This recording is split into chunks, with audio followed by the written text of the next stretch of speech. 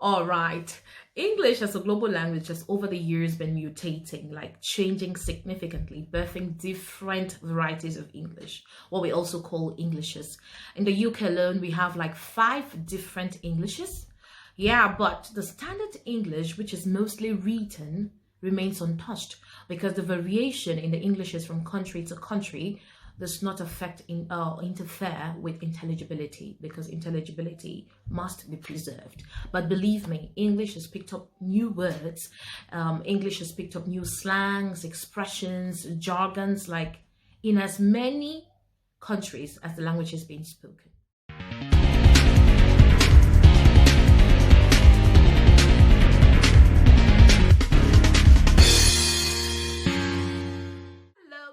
People, you're most welcome to Footprints with Betswell. Today, I bring you another episode of Bushfella Chronicles, a series on life and living abroad. And today, we are going to discuss Cameroonian and British Englishes. Thank you so much for joining. Now, this is the first disclaimer. I'm not a linguist. I'm just curious about languages, especially English. So this is my first comment. In Cameroon, English is studied or learned and even spoken under the strong influence of the domineering French and 250 other local languages or dialects. So you know where we're coming from. The infiltration is really evident. Okay, so I traveled out of Cameroon for my very first time, and I was like, yay, I'm going to the UK so I don't have to struggle with the language. But I was surprised that this same English I so loved all my life began to trouble me in some way. I struggled with understanding some new words. I struggled understanding some UK accents. I struggled with some slangs and expressions and stuff like that. I'm wondering, like, is this the same English? Yeah, I struggled and I'm still struggling, you know? And I have to practically pick up new words, new slangs and stuff like that just to be able to fit it into day-to-day conversations. I'm not talking about some kind of Cambridge standard English. No, that's not what I'm talking about. I'm talking about market English. I'm talking about party English. I'm talking about church English, like regular day-to-day English. Yes, I struggled with English in the UK and I'm still struggling. The differences might not be dramatic, but these differences are there. And coming from Cameroon, there was a lot that I had to deal with. Yeah, I struggled. I'm like, wow, this is English. So the first thing is I went to the supermarket. I was looking for food stuff. And first I'm like, okay, I need a groundnut shelf. The supermarket is big. You can't really know your way around if it's your first time. I'm like, okay, I need to find groundnuts somewhere. And no one knows what groundnuts are. Okay, I said to myself, maybe they don't have groundnuts in this country. But that was not the problem. The problem was I had to say peanuts. So in Cameroon, we say groundnuts. But here, they say peanuts. They call it peanuts. I'm not talking about the coated crispy snacks that we have in Cameroon, because in Cameroon that's what we call peanuts. I'm talking about the regular groundnuts that we used to make groundnut soup in Cameroon. Here they call it peanuts. So if you want it, you're going to ask for peanuts, not groundnuts. And then the other one that's boiled, like the groundnut when it's still in the peel, in the case that we peel out, they actually call it monkey nuts. So if you're looking for groundnut that looks like the one that is being boiled and sold in the streets of Buea, then you have to ask for monkey nuts. I'm like, why monkey nuts? So here you will hear peanuts and monkey nuts. You will hear peanut soup. You will hear peanut butter.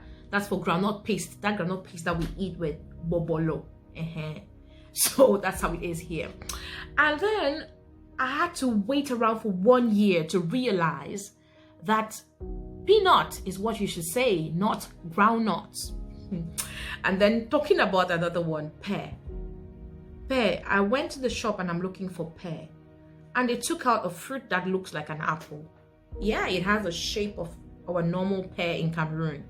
But it's actually like an apple. It actually tastes like an apple. And here, if you really want that butter pear, then you have to ask for avocado. And I'm like, avocado is not even English. I did not know that avocado is English. I don't know, maybe you knew about that, but I didn't. So pear looks like an apple here. And the pear in Cameroon, the Cameroonian pear, is avocado. I had to learn that. And then we have plums. The plums here are nothing like the plums that I grew up knowing. No. Their plums look like apple. I don't even know how they taste. It's so annoying. I just decided not to taste it. It's round like an apple. I'm like, wow, look at that. And then I wanted to buy donuts for the kids. I went to the shop. I'm like, I want donuts. And they take out sugar balls and give me. In Cameroon, it's sugar balls, it's not donuts. So here, donuts is like sugar ball. And the donuts that we know in Cameroon, they don't even exist in a regular shop. So if you want that, you might have to look for an African pastry queen to make it for you. Or you do it yourself at home. I'm like, how do sugar balls and donuts relate? Anyways, they're all pastries. And then I went to the butcher to buy meat. You know, I got the normal meat, beef and other stuff. But then I wanted the entrails, the internal organs. And I'm like, okay, I want tripe. Because in Cameroon, when you say tripe or trip, it's just like a mixture of bowel, liver, and intestines and stuff like that. But here, tripe is strictly bowel or the stomach of the cow. But if you want the other ones, then you have to find a word, offal. I'm like, offal? Where is this coming from? Yes, I had to learn that. That's the only way you can have, you can able to explain to a butcher that you want intestines, liver, kidney, and other parts of like the entrails, the internal organs of a cow, for instance. So that's how it was. I had to learn that it's not just about tripe or trip, like we call it in Cameroon. There's another word called offal. That was a completely new word to me. I'd never heard it before. And then from food, oh God, let's go to hair. In England, no one knows mesh. What? Mesh? For me, mesh was like standard English.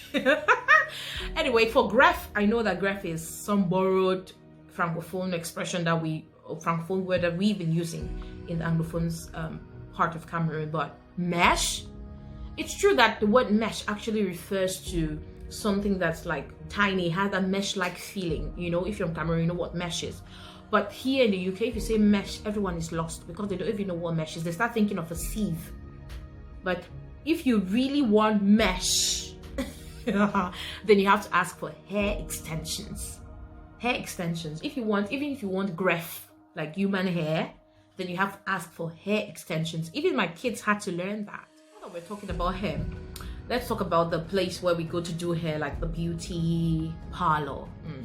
In Cameroon, we normally say saloon. And it means something else entirely. So in Cameroon, you hear someone saying hair saloon. A saloon is something else entirely. It's like a public space, like a lounge where people sit and have a conversation. It's like just kept out for something specific. But here, you have to say salon. Because if you say saloon, someone thinks, they'll think about something else, but you have to say salon. So the difference in pronunciation is very, very important. I never knew that. I always used to say saloon. So if you're going to a beauty parlor or a hair treatment center, you have to say salon, not saloon. That's the UK for you. But in Cameroon, saloon is all right. We've been using it for ages. Oh my goodness. And then this one was like, wow. Someone tells you, I feel sick. If you come to the UK and someone, a typical British person, a child or a woman or anybody, a man, anybody, if they tell you, I feel sick, my dear, rush and get a bucket because they are going to throw up. I feel sick means I want to vomit, practically. I'm like, wow. I never knew about this. How did I know? Experience. A bitter experience taught me. I feel sick practically means I want to vomit. There is no way I feel sick in Cameroon will mean I want to vomit. In Cameroon, I feel sick means I am not well. I feel unwell. But here, I feel sick means I want to vomit. It's just a polite way of saying it. I want to throw up. So, and then we have let's talk about sports shoes, for example. In Cameroon, we'll say sports shoes. In Cameroon, we'll say sport. Sometimes we'll say tennis. But here they say trainers. I'm like, why trainers? Why trainers? Okay, so, and no one really knows pullover or sweater around here. Let me not say they don't know. I think they do, but they just don't use it. Everyone says jumper or maybe hoodie with the one that has the, that's it. No one says pullover, no one says sweater. And growing up in Cameroon, that's all I've known.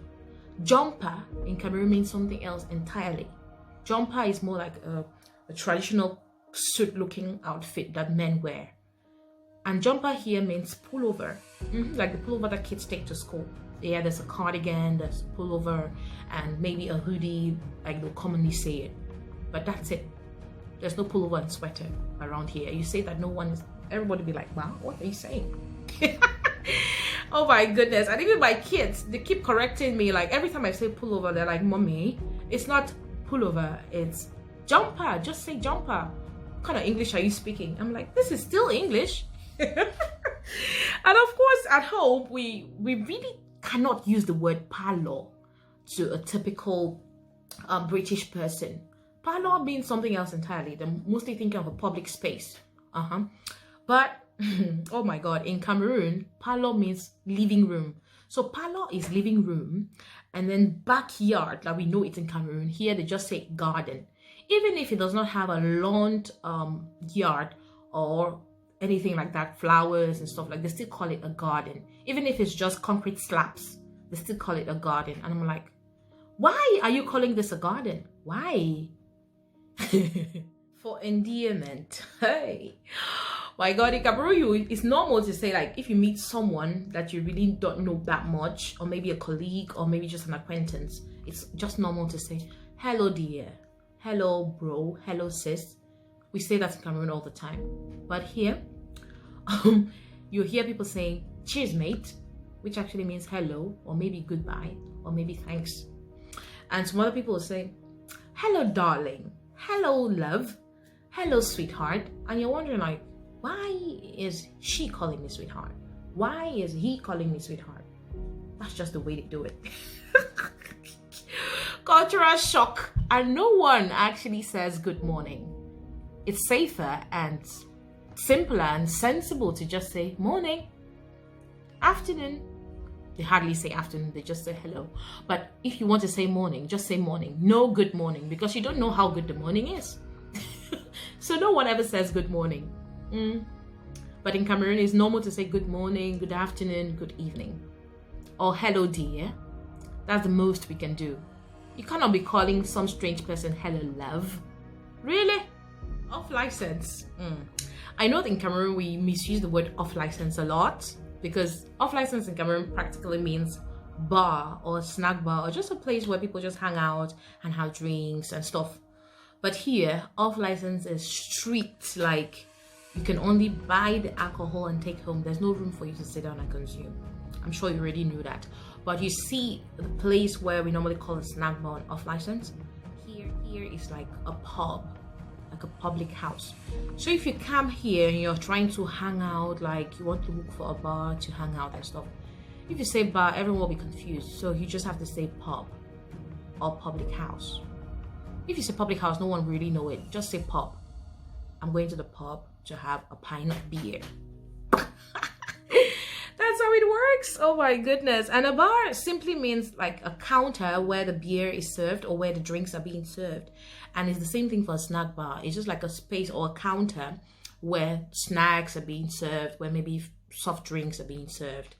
Yeah, it really has nothing to do with like a proper place where people sit down and relax. In Cameroon, if you say pub, no one is going to understand. But here, if you say pub, everyone is going to know you're going to have one man, a bottle of beer, more like a pint of beer, which is like a glass. Oh my goodness, the list is endless. I keep picking up new words every day, like new expressions, new slangs. It's crazy. It's like I'm learning a lot of things at this age.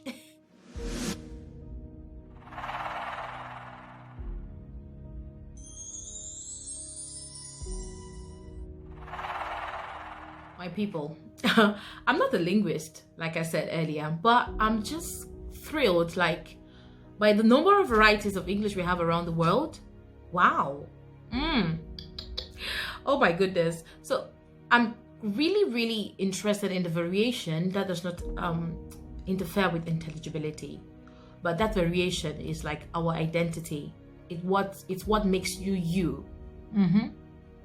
And English has to suffer that because it's a global language and it's spoken in so many countries around the world. Non-native speakers around the world adopt English, and they adapt it to suit their local circumstances, their local realities, their local beliefs, and their local expressions. And there's a lot of infiltration from the local languages or predominant languages around the place where the language is being spoken. That's why there's so many accents.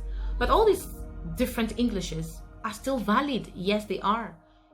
So these different varieties of English also travel across different national borders, and there is this mixture that's coming up. It's like a cocktail of Englishes, and for some reason I just believe that at some point in the world it's going to be the norm. Like, people in the UK are going to have some words that are coming from America, words that are coming from other parts of maybe Africa, South Africa, Cameroon, Nigeria, and people in America are also going to have this other expressions and slangs coming in from different countries.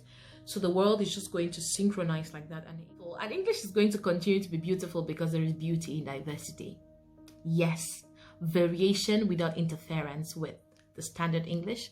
Intelligibility is very much welcome. Yes, it is. Oh my goodness. Thank you so much for hanging out with us today. I hope that this video marked you in some way. Please stay glued to Footprint with Bethuel for videos like this and even more crazier videos on lifestyle issues, cultural issues, and faith-related issues from Cameroon and elsewhere. Bye. Au revoir.